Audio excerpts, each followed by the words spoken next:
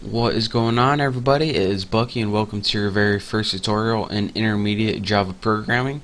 Now if you're watching this, hopefully you worked your way through my beginner tutorials, and this is just a continuation of my beginner series, but I didn't want to just keep adding tutorials to that one series or else it'd be like 8,000 tutorials long. So that's why I'm splitting it up, and we're going to start from there, the end of there, and we're going to pick up on string methods because that's where we ended off, obviously.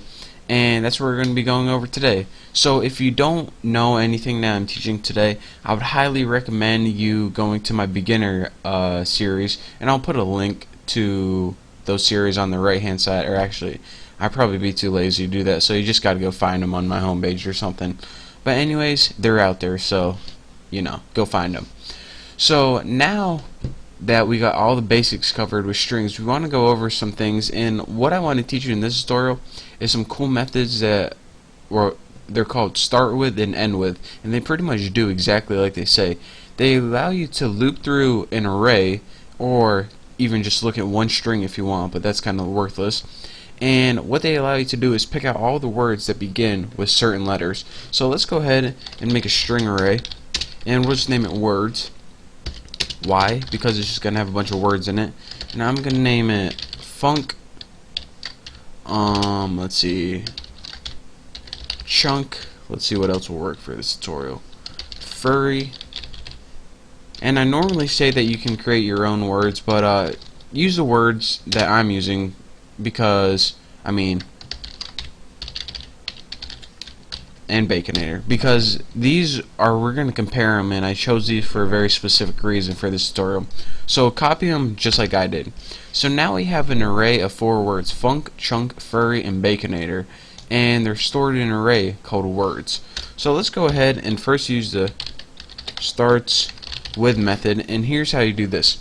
I'm going to be demonstrating this in an enhanced for loop, which you guys should know from my beginner tutorials, and if you don't, well, go ahead and watch them. Go ahead and type in advanced for loop or something, and you'll find it.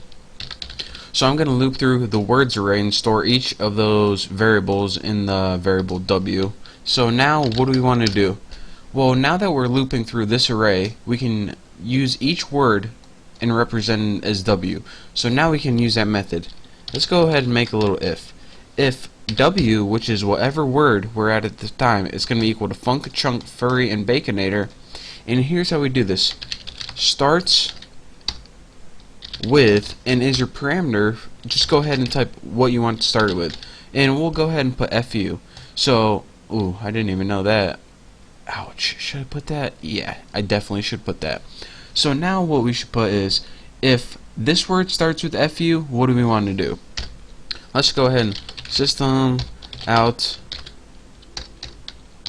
print line, and let's go ahead and just put like something like w plus starts with fu. Good enough. So now here's what we're doing in this tutorial. Since we have this enhanced for loop, it's going to allow us to easily loop through this array right here. It's going to take each word represented as w at the time, and it's going to check, alright, if this starts with this and we passed in fu, it's going to output this. If it doesn't, then it's going to do nothing at all. So it's going to say, alright, and I probably need to put a space right there. Alright, did this start with fu? Yes. So funk starts with fu. Does this? No. So it's not going to do anything.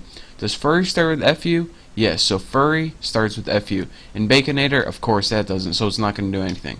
So let me go ahead and run this, and now you can see it visually. Now you guys know that I'm not lying to you, and that's actually what it did. So that is how you take a string, and you can pass it in a substring and see if that starts with that. And you can even do that for one character if you want, but I just want to show you guys that you can do it too. And there's also, of course, if you go ahead and copy this, actually just go ahead and delete that probably, but why not copy it? There's also ends with. I don't know why I added a comment. I'm going to delete this in like 2 seconds. And instead of starts with, you can put ends with. And instead of fu, since none of these words within, let's go unk. So loop through all my words, and whatever ends with unk, right, that word ends with unk.